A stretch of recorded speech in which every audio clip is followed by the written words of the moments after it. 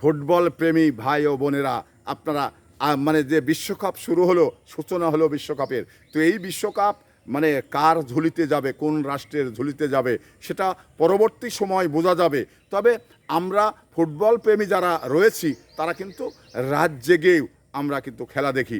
তো আজকের এই সূচনা যে খেলাটি রয়েছে, তো সেটা মানে কে কোথায় দেখবেন, এবং সরকারের পক্ষ থেকেও যে উদ্যোগটা সরকার নিয়েছেন মানে বড় পর্দায় খেলা দেখানোর জন্য, এটা কিন্তু সরকারের যে ইতিবাচক মানে কাজ, এটা কিন্তু সত্যিকার অর্থে বলা যায়। তো সে জায়গা থেকে প্রজেক্টার মানে একটি করে ইউনিয়নে প্রায় আপনার 3-4টা করে বাজার রয়েছে, অন্তত 2টা প্রজেক্টার হলেও এই মানে ইউনিয়নের চাহিদাটা মিটত।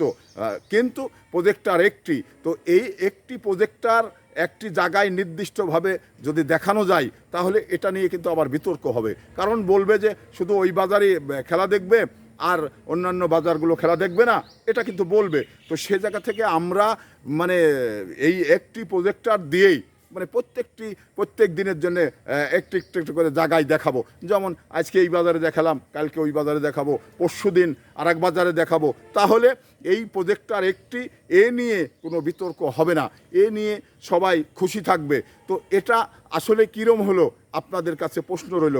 তবে আমি মনে করি যে সরকারি প্রজেক্টার এটা কেউ এককভাবে ব্যবহার করতে পারবে না, এটা তো জনগণের জন্যেই, যারা খেলামোদী জনগণ তারা তো দেখার জন্যেই কিন্তু এই প্রজেক্টারটি দেওয়া হয়েছে। তো এই জন্যে আমরা মানে এক এক দিন এক এক বাজারে সেট করে খেলাটি দেখাবো।